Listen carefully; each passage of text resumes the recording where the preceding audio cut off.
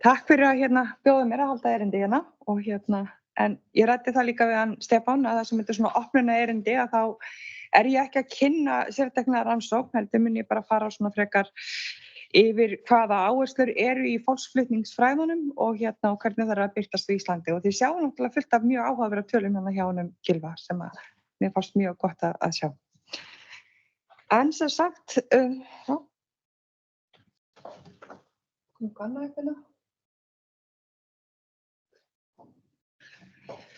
En sem sagt, fyrst af öllu þá er mikilvægt að átta sig á því að aukna ferðir fólks í dag eru að miklu leyti komnar út af fjölsfólkunum í heiminum almennt, eins og Gylfi fór ágætlega yfir, en líka út af tækniframförum.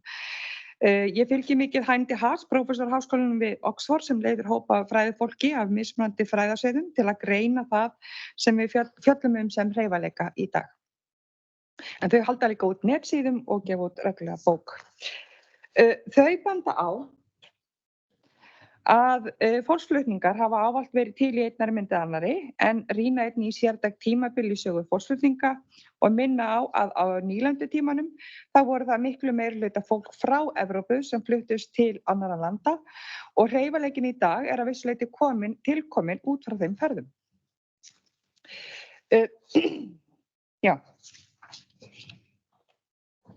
Hreyfanleiki í tengslu við fólksflutninga hefur líka sýnt sig að vera margs konar og til að mynda þá er farið að tala að skoða hringlaga flutninga sem að gæti til dæmis eru Íslendingar sem búa tímabundið á Kanaríeyjum og tímabundið á Íslandi.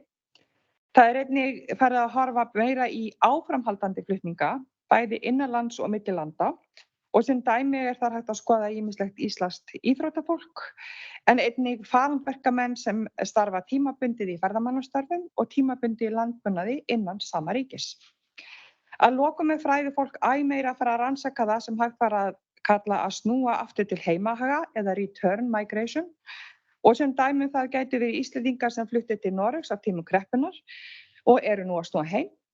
En þetta getur líka verið önnur eða þriðja kynslóð af þverþjóðlegu fólki eða fólki sem tilheyrir díasporasamfélögum sem er að snúa aftur til heimahaga, ömmu og afa.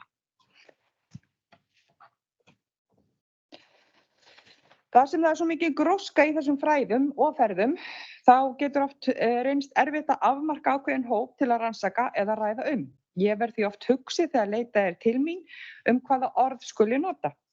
En svona heilt yfir þá er oft talað farand fólk en síðan innflytjendur og flóttafólk þegar er verið að skoða fólk sem flyst til ákveðins ríkis. Innan fræðanna getur verið þörf á að viðhalda ákveðinni flokkun, rétt sem vorum að sjá Gylfa áðan.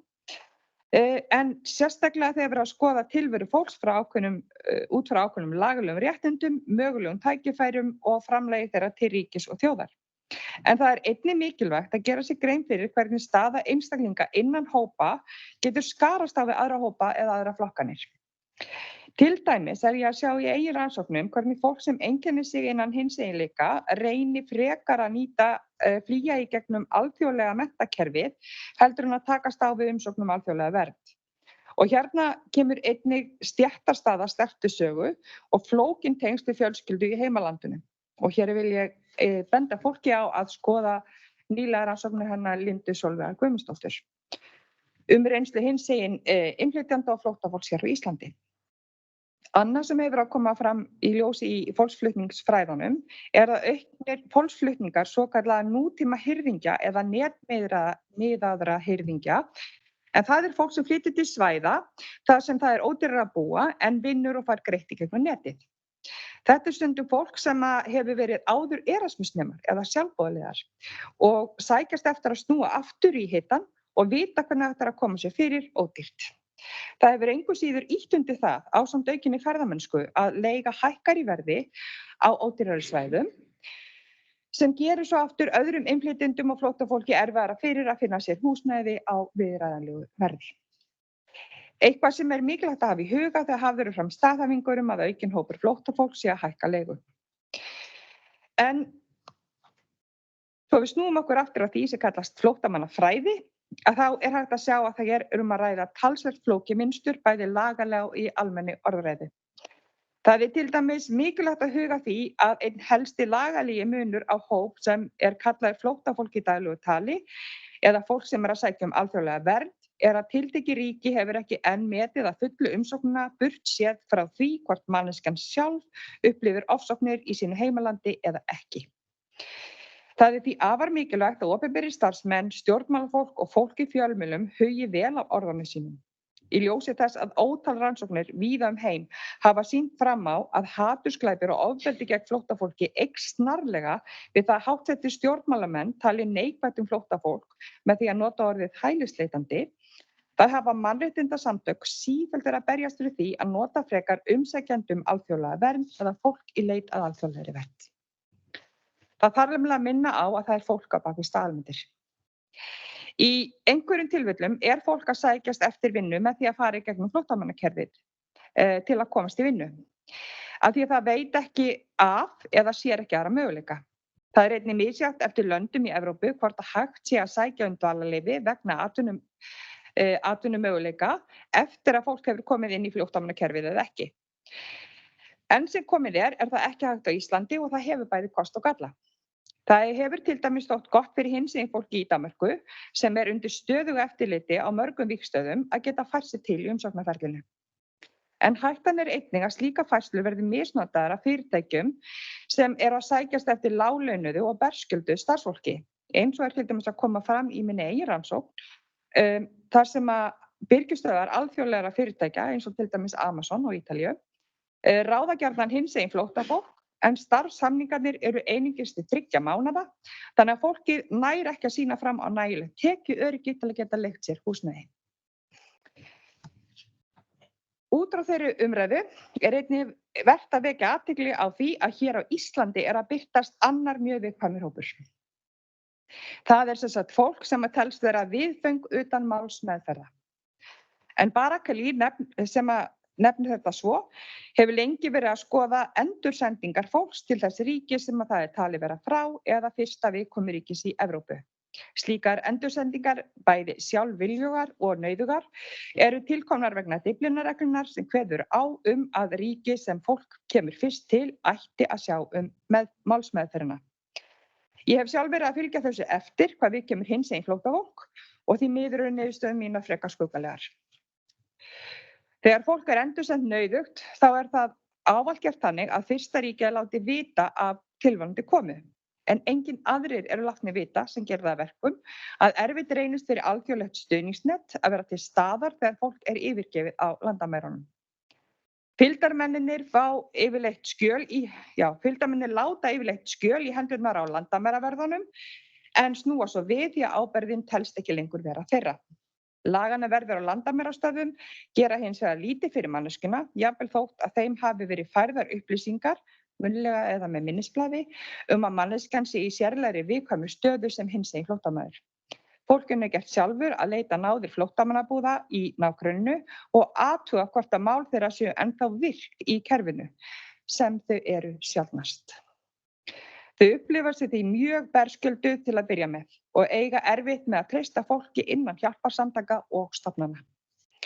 Þau þurfa einnig að leita á náðir misgóðra lögmanna til að mál þeirra sé tekið fyrir aftur og það getur reynst enn erfiðara ef það búið að taka út ákvæði mögulega vernd út af mannúðarástæðum.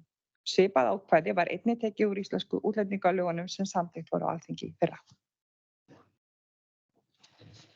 Samt sem áður og í ljósi þessa óstöðuleika þá bendi ég nemendum mínum ávallt að skoða fólksflutninga og möguleika fólks til þess að tileinka sér staðbundna menningu út frá þeirri berskjöldun sem það að fást við sem tilkomin vegna flókinnar samtvinnunar þegar kemur að félagslegri stöðu þess. En berskjöldunin bæði skoðuð út frá tilfinningalegu óöryggi sem og atvinnuóöryggi. Hér einnig mikilvægt að nefna atvinnu fólks og hvernig það sjálf getur skapað sér tækifæri.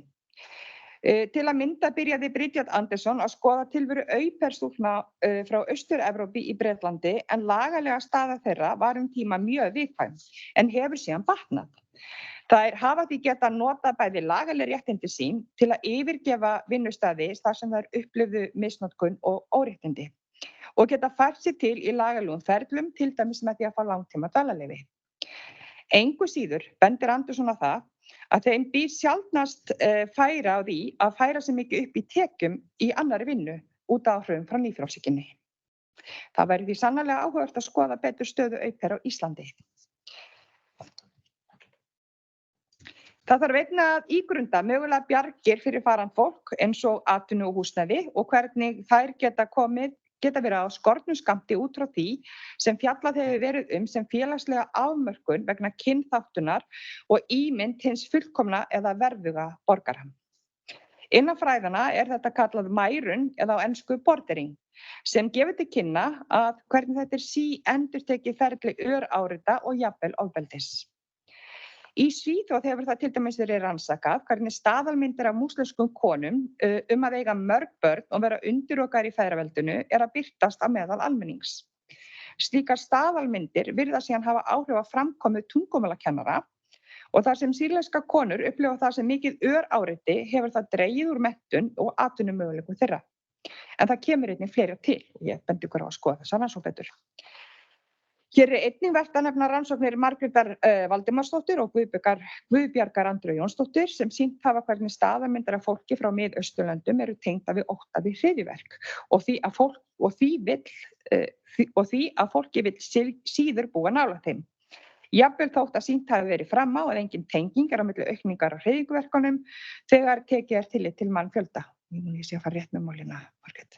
Já, mögulega hér að ræða ótta vegna þess að þessi einstöku dæmi hryðjuverk fá meiri athygli. Annað sem að koma fram sem að myndi síðan á rétt að myndist Gylfi áðan á að þetta rannsóknarverkefni sem að leitt af Sunnu Símonardóttur sem sýnir að konur af erlendum uppruna að draga úr barneignum sínum í nýju umhverfi. Það samræmist eigin rannsóknum mínum þar sem að karlar af erlendum uppruna kjósa frekar að eignast færri börn af því það kostar svo mikið að halda heimili.